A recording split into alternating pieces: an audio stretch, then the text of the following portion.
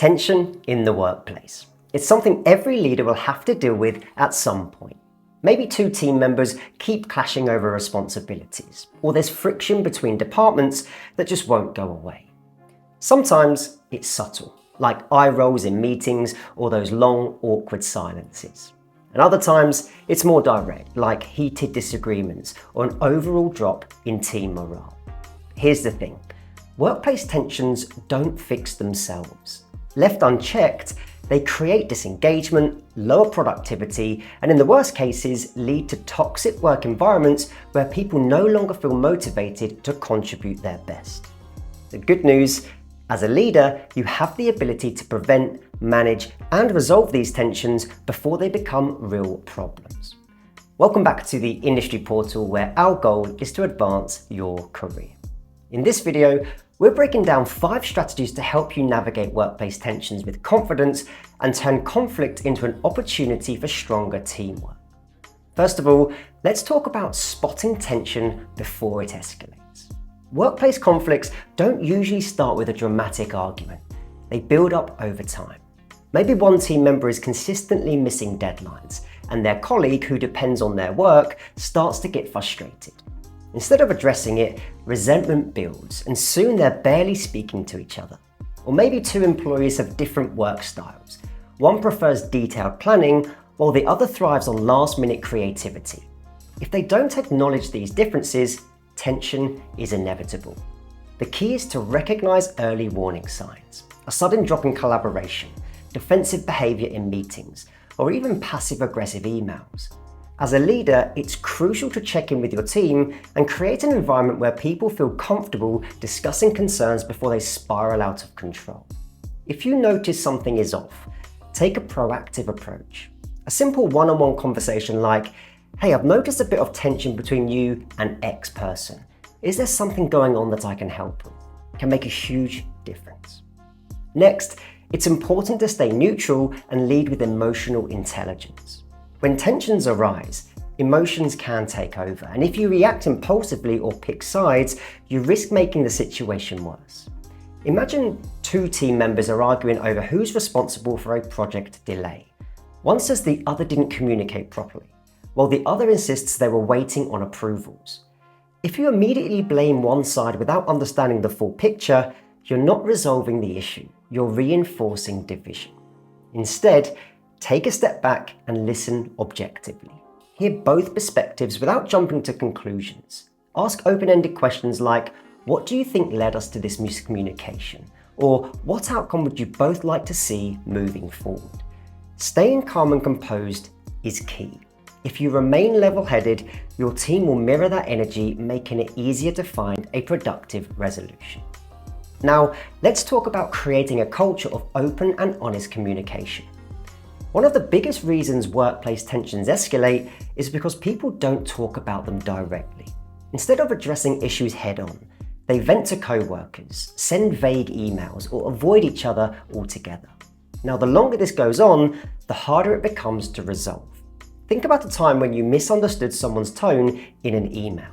Maybe they wrote a short reply like, "Noted." You start overanalyzing. Are they annoyed? Did I do something wrong? Or in reality, they might have just been in a rush. Lack of communication fuels unnecessary tension. Now, as a leader, your role is to encourage direct and constructive conversations. One way to do this is by setting the expectation that concerns should be addressed respectively and solution-focused. Instead of saying, "I don't like how you handled that project," encourage team members to say, "Next time, I'd appreciate clearer updates along the way so we're aligned on expectations." The difference is subtle but powerful. One sparks defensiveness, the other opens the door for collaboration. If your team struggles with open dialogue, start small. In your next meeting, try this. Ask each person to share one challenge they're facing and one thing that's going well. This normalizes open communication and makes it easier for people to address tensions early. Now, once issues are out in the open, the next step is to find a win-win solution. It's easy to fall into the trap of thinking conflict resolution means choosing a winner and a loser, but the best leaders find outcomes that work for everyone. Let's say two team members are arguing over how to approach a client presentation. One wants to take a data-driven approach, while the other prefers a storytelling format. Instead of forcing one approach over the other, combine their strengths. Maybe the first half of the presentation focuses on data, while the second half uses storytelling to make the insights more engaging. The key is to reframe conflict as a chance for collaboration. When people feel heard, they're more open to compromise. The best way to do this is by reminding both sides of the bigger picture. What's the shared goal? By shifting the conversation from me versus you to us versus the problem, you create an environment where solutions come naturally. And finally, set boundaries and reinforce positive behaviours so tensions don't resurface. Conflict resolution doesn't end with an agreement. It requires ongoing effort to make sure the same issues don't keep coming up.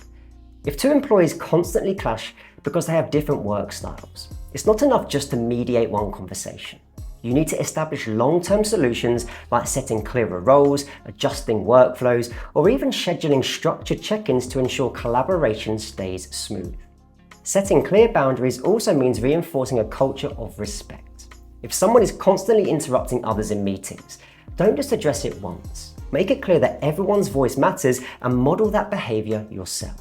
If team members tend to avoid difficult conversations, normalize giving feedback by scheduling regular reflection sessions. A great habit to introduce is a simple 2-question review after major projects. What worked well and what could we do differently next time? This helps teams learn from challenges without personalizing conflicts. At the end of the day, conflict in the workplace is inevitable, but tension doesn't have to be destructive. When managed well, it actually strengthens teams, improves communication, and leads to better collaboration. So there you have it. Spot tensions early before they escalate, stay neutral and lead with emotional intelligence, encourage open and honest communication, find a win-win solution, and set boundaries and reinforce positive behaviours. Which of these strategies do you think is the most important in your workplace? Let us know in the comments below. I'd love to hear your experiences. And hey, if you found this video helpful, don't forget to like, subscribe, and hit that bell icon for more videos just like this one. If you're keen to learn more about any of these strategies, be sure to check out the industryportal.com, link in the description below. Thanks so much for stopping by, and as always, keep growing, keep learning, and I'll see you in the next video.